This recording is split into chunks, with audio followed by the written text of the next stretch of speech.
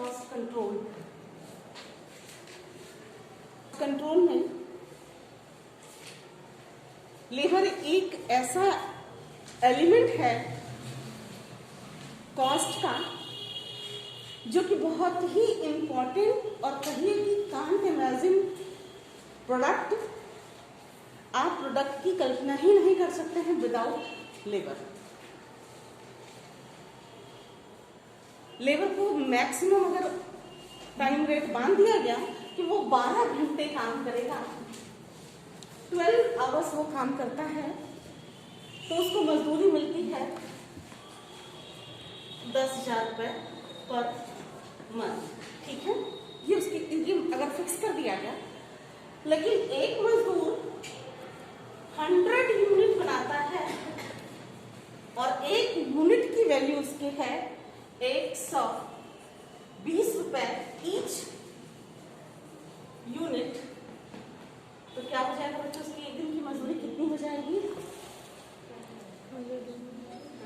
एक यूनिट की वैल्यू उसकी है 120 रुपए, उसको एक यूनिट प्रोड्यूस करने का पर डे 120 रुपए का, सॉरी पर मंथ 120 रुपए मिलता है, और वो एक महीने में 100 यूनिट बनाता है, तो कुल मजदूरी उसको कितनी मिली? 12,000। 12 घंटे काम करता है तो 10,000 रुपये मिलता है, और अगर वो 100 यूनिट 1 मंथ में बनाता है और एक यूनिट की वैल्यू 120 रुपए 120 रुपीज है, तो कुल मिलाकर के उसको मजदूरी 120 रुपए। अगर इससे अब हम ये आपसे पूछें कि टाइम रेट सही है या पीस रेट सही है, तो आप क्या कहिएगा? कहिएगा ना कि मैडम जिसमें मजदूरी ज्यादा मिलेगी वो सिस्टम सही है, वो ज्यादा सही है। अब जो टाइम रेट सिस्टम है उसमें उसको मजदूरी भले ही कम मिल रही है, 2,000 रुपए का उसका लॉस है, लेकिन इस 12 घंटे में वो 1 से आधा घंटा जो है, 1 से आधा घंटा वो रेस्ट करता है। ठीक है, तो 1 से आधे घंटे में यानी कि वो 11 घंटे काम किया। उसके बाद कभी कभी वो बीमार, हफ्ते में बीमार पड़ गया, मान लीजिए कि वीक में 6 दिन उसको आना था, 6 डेज का वीक होता है मान लीजिए, और वो बीमार हो गया तो 2 दिन नहीं आया, 2 डेज वो लेफ्ट हो गया। अब जो 2 डेज ऑफ हो रहा है, फिर 4 दिन मजदूरी उसको फ्री मिल रही है 10,000 रुपए। तो जो पीस रेट सिस्टम है और जो टाइम रेट सिस्टम है, दोनों में आप कुछ न कुछ दोनों का कैरेक्टर है, कुछ न कुछ दोनों में एडवांटेजेस है, और दोनों में कुछ न कुछ लेकनेस है, कुछ न कुछ शॉर्टकमिंग्स, कमियां हैं। तो इन दोनों को ध्यान में रखते हुए कि कौन सा सही है, आप ये नहीं कह सकते, क्योंकि जब तक वो 100 यूनिट प्रोड्यूस नहीं करेगा एक महीने में, तब तक उसको 12,000 रुपये नहीं मिलेंगे। लेकिन वो अगर हफ्ते में 2 दिन, किसी हफ्ते के 2 दिन में वो बीमार हो जाता है, तो उसकी मजदूरी कटती नहीं है, उसको पूरा का पूरा 10,000 रुपये मिलता ही मिलता है। हर हाल में वो 1 घंटे ब्रेक लेगा ही लेगा काम करने के आवर में, क्योंकि 12 घंटे काम कर रहा है। 6 के बीच में हो सकता है, 5 और 7 के बीच में हो सकता है, 8 और 4 के बीच में एक ब्रेक लेगा ही लेगा। ठीक है, एक ब्रेक भी ले सकता है, 2 ब्रेक भी ले सकता है, क्योंकि ड्यूरेशन ज्यादा लंबा है, 12 घंटे का। 8 घंटे का होता तो सिर्फ एक आधे घंटे का ब्रेक होता, लेकिन 12 घंटे का है तो उसको एक लंच ब्रेक और एक टी ब्रेक चाहिए। सुन रहे हैं ना? इसके बाद बच्चों एक वर्ड आता है ओवर टाइम। मीनिंग समझ में आई? ओवर पीस रेट सिस्टम और टाइम रेट सिस्टम क्या होता है? जब मजदूरी यूनिट को काउंट करके दी जाती है तो वो हुआ पीस रेट सिस्टम। जब मजदूरी समय के एक निर्धारित समय के आधार पर दी जाती है तो क्या हुआ? Time rate system. को अब आपसे पूछा जाएगा कि कौन सा सुटेबल है और कौन सा आपके अकॉर्डिंग होना चाहिए। बच्चों ऐसे ही प्रूफ करके दिखाइए। ठीक है, 5 नंबर में आपसे ये क्वेश्चन पूछा जाएगा कि पीस रेट सिस्टम, ऐसे अगर पूछ लिया कि what are difference between piece rate system and time rate system, तब तो आप 5 पॉइंट गिनवा देंगे। लेकिन पूछता है कि दोनों में क्या अंतर है और आप किसे उपयुक्त समझते हैं। व्हाट आर सुटेबल, कौन सा सुटेबल है, किसको विच आर सुटेबल, कौन सुटेबल है। अगर आप ये क्वेश्चन आपसे पूछता है तब आप ये दिखाइएगा कि कौन सा सुटेबल है। पीस रेट सिस्टम में है कि हर हाल में, अच्छा इसकी भी डिमेरिट है कि अगर 100 यूनिट बना करके उसको 120 रुपये मिलता है और 100 यूनिट के बाद वो जितना बनाएगा वो ओवर टाइम वर्क हुआ, उसका ओवर टाइम यूनिट हुआ, ओवर यूनिट हुआ, और एक ओवर यूनिट की वैल्यू 120 रुपये नहीं है, अब वो 140 रुपये हो जाती है। बच्चे ये समझ में आया, एक 100 यूनिट बनाएगा तो 120 रुपये ईच यूनिट मिलेगा, यानी 12,000 का मिलेगा। ठीक है, इस 100 के बाद अगर वो महीने में 10 यूनिट भी एक्स्ट्रा बना लेता है तो 10 यूनिट की वैल्यू हो जाती है उसकी, कितनी हो जाती है, 1400। ये हम एक इमेजिनरी फिगर लिए हुए हैं, तो उसका जो मजदूरी हो कितना हो गया। अब कमी सुनिए क्या है, कमी ये है कि अब मजदूर जो है इस यूनिट को तो बनाने की पूरी तैयारी करेगा कि हर हाल में मेरा 100 यूनिट बन जाए, साथ साथ में वो ये कोशिश करेगा कि जब मजदूरी 10 यूनिट की हमको 140 रुपये मिलेगी तो ये संख्या भी बढ़ाने लगे। अब क्या होगा कि जल्दी जल्दी यूनिट बनाने के चक्कर में क्वालिटी डिक्रीज करेगी, प्रोडक्ट की क्वालिटी जो है वो डिक्रीज होगी, क्योंकि अब काउंट होगा उसके यूनिट्स का, तब उसको मजदूरी दी जाएगी। तो क्वांटिटी करने के लिए क्वांटिटी तो बढ़ेगी, लेकिन क्वांटिटी बढ़ने के संग सीधे क्वालिटी डिक्रीज होगी। क्लियर है मीनिंग ये आपको बच्चों, आप डिफरेंस लिख लेंगे। नेक्स्ट आता है आपका आइडल टाइम, ये भी बताया है आपको, कार्यहीन घंटे। एक मजदूर जब काम करने आता है तो वो रेस्ट करेगा, वो बीमार होगा, और जब उसकी मजदूरी उसको मिलती है, उसके बीमार होने की मजदूरी, उसके काम न करने की मजदूरी उसको मिलती है, तो उसको बोलते हैं आइडल टाइम। कॉस्ट इंक्रीज कर रहा है लेकिन काम नहीं हुआ। मान लीजिए कि कोई मजदूर कॉलेज आया, जैसे वंदना उपाध्याय आई, पॉज करो तो बच्चे, specimen of a job card, उसमें सबसे पहले डिपार्टमेंट लिखा होता है, जॉब कार्ड। जॉब कार्ड में सबसे पहले बच्चों लिखा होता है डिपार्टमेंट, किस डिपार्टमेंट का मजदूर है। जॉब कार्ड में पहले मजदूर का डिपार्टमेंट लिखा होगा,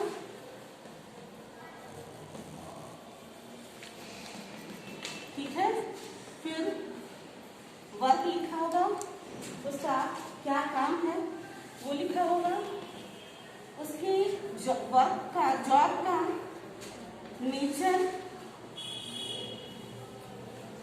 टाइम समझते हैं ना बच्चों, 8 से 9, 10 ये नहीं, टाइम में रात AM PM, रात में काम करता है कि दिन में काम करता है, ठीक है।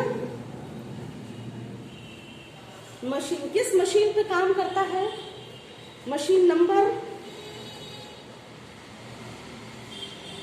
काम कब से शुरू होता है, कब खत्म होता है, काम शुरू होने और खत्म होने का टाइम इधर के साइड में लिखिएगा, ठीक है।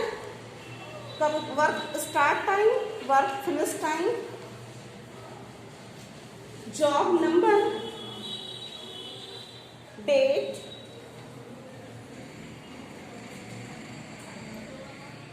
इसके बाद नीचे 4 कॉलम बनता है, डिस्क्रिप्शन ऑफ जॉब, तब इसके बाद नीचे ऐसे एक लंबी सी लाइन खींचेगा बच्चों। यहाँ क्या क्या लिखवाया आपको, job number, date, starting time, क्या starting time, finishing time, finishing time आप लिख लीजिएगा बच्चों, स्टार्टिंग टाइम, फिनिशिंग टाइम, फिर उसके बाद 4 कॉलम बनाइएगा। पहले वाले में लिखिए, पहले वाले कॉलम में लिखिए description of job, hours, description of, यहाँ लिखेगा डिस्क्रिप्शंस ऑफ जॉब, ये होगा, यहाँ पर होगा आवर्स, यहाँ पर होगा रेट, किस रेट से उसको होगा अमाउंट, यहाँ पर होगा, ठीक है, अमाउंट। और लास्ट में सबसे नीचे हम लोग कुछ किसी का सिग्नेचर कराते थे पिन कार्ड में, उसी तरीके से इसमें भी होगा signature of foreman.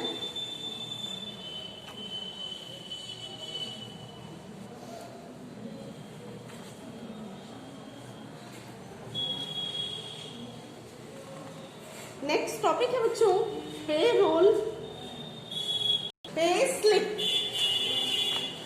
Pay slip की मीनिंग होती है कि एक मजदूर को जो मजदूरी मिलती है, एक लेबर को जो सैलरी मिलती है, मेंटल लेबर को जो एक सैलरी मिलती है, उस सैलरी में क्या क्या चीजें जोड़ी जाती हैं और क्या क्या चीजें घटाई जाती हैं, वो इस पे स्लिप में लिखा होता है।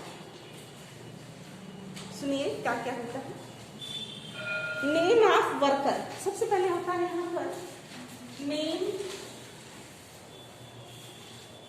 ऑफ वर्कर, ठीक है, नेम ऑफ वर्कर हो गया। दूसरा होता है वर्कर्स नंबर, वर्कर्स नंबर कहिए या वर्कर्स डेजिग्नेशन कहिए, ठीक है। Name of worker, work designation, department, यहाँ डेजिग्नेशन होगा डिपार्टमेंट, यहाँ पर डिपार्टमेंट होगा, डेजिग्नेशन होगा,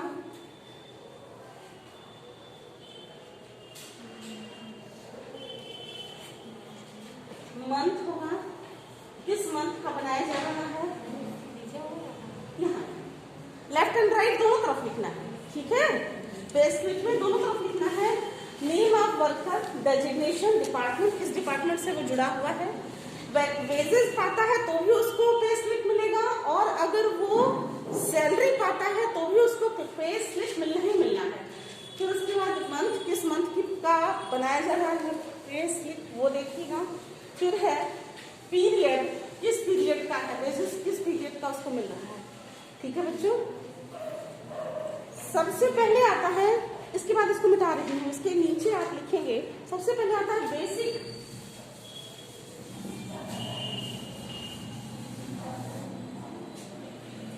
बच्चों ये याद रखिएगा, हम आपको वेजेस बता रहे हैं, जैसे वेजेस पे किया जाता है वैसे ही सैलरी भी पे की जाती है, ठीक है। पहला है बेसिक वेजेस, लिख लीजिए basic wages,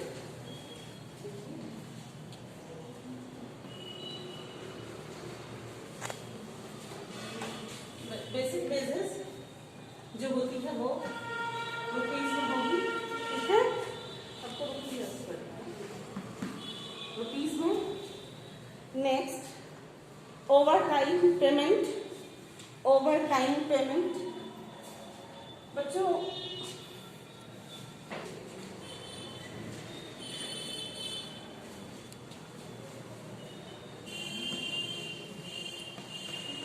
over time payment, DA, dearness allowances,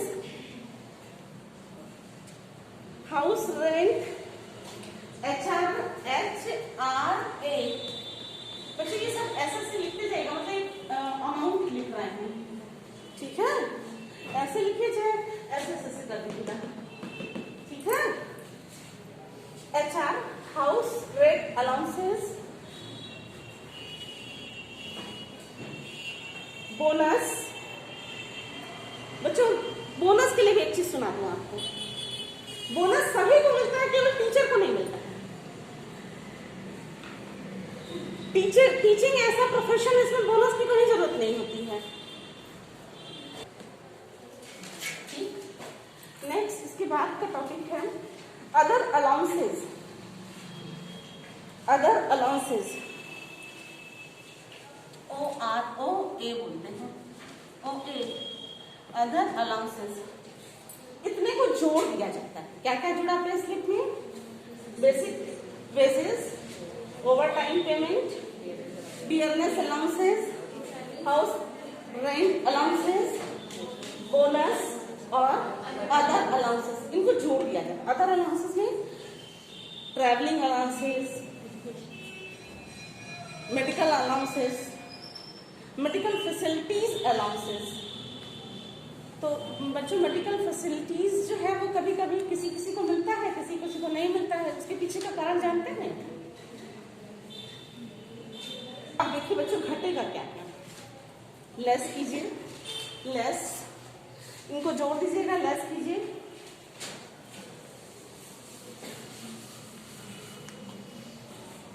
less provident fund, provident fund, PF contribution, PF contribution, PF provident fund contribution, ठीक है। इसको बोलते हैं, ये सारा जुड़ता जाएगा तो इसको बोलेंगे ग्रॉस वेजेस, ठीक है, ग्रॉस वेजेस।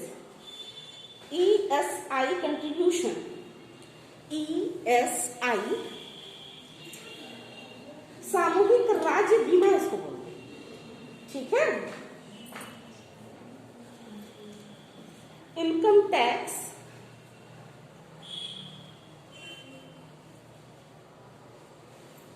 अदर डिडक्शन, इनको अलग से जोड़ लिया जाता है। क्या क्या आपको लिखा है बच्चों? ईएसआई, ईएसआई कंट्रीब्यूशन, और क्या लिखा है? Income tax, income tax, income tax, और क्या लिखा है? Other deduction, other deduction, deduction, deduction. यही है ना स्पेलिंग? मैम डी ही होगा, डिडक्शन। इनको एक साथ जोड़ दिया जाता है, उसको बोलते हैं ग्रॉस वेजेस। उसको ऊपर वाले में से जो अभी लिखाया था उसमें से घटा दीजिएगा, तो जो लास्ट में आएगी वो नेट अमाउंट पेएबल, नेट यहाँ पे लिखिएगा। जो ऊपर वाला लिखाया था उनको जोड़ दिया, अब इनको जोड़ दिया, इनकी जो वैल्यू थी उसमें से घटा दिया, तो क्या होगा? नेट पेएबल अमाउंट, ठीक है बच्चा, नेट पेएबल अमाउंट। जिस डेट का है वो डेट डाल दिया जाएगा लास्ट में, और जिसने पे स्लिप बनाया है उसका सिग्नेचर हो जाएगा। ये कहानी तो पढ़ाने लगा करें तो काम कर लिया करो। हॉलीडे यानी कि संडे जब भी छुट्टी है, होली, दीपावली, दशहरा, काम नहीं हुआ, छुट्टी रही लेकिन पेमेंट इसको मिला, हॉलीडे पेमेंट हुआ। लीव विथ पेमेंट, ये भी क्लियर है, लीव विथ पेमेंट यानी कि अभी आपको बताया मैटरनिटी लीव किसको कहते हैं। इसमें लेबर टर्नओवर रेशियो की मीनिंग होती है कि एक लेबर काम कर रहा था, ठीक है, और वो छोड़ करके चला गया, उसकी जगह दूसरा लेबर आया, तो जो चेंजेस आया ना, चेंज परफॉर्मेंस में चेंज आएगा। एक एग्जाम्पल ऐसे, जो आपके यहाँ मजदूर काम करती है आकर के डेली, वो काम कर रही है उसके परफॉर्मेंस में, और वो छोड़ के चली गई, उसके बाद दूसरा अपॉइंटमेंट किसी का आपने किया, उसके परफॉर्मेंस में जो डिफरेंसेस हुआ वो डिस्क्रिमिनेशन होगा ना दोनों के बीच में, ठीक है। एक आया और एक छोड़ के चला गया, ये हुआ लेबर टर्नओवर, आने और जाने के बीच का जो डिफरेंसेस है। आपको 3 मेथड है इसमें बच्चों लेबर टर्नओवर का। एक है फ्लक्स मेथड, रिप्लेसमेंट मेथड, और फ्लक्स मेथड, सेपरेशन मेथड और रिप्लेसमेंट मेथड।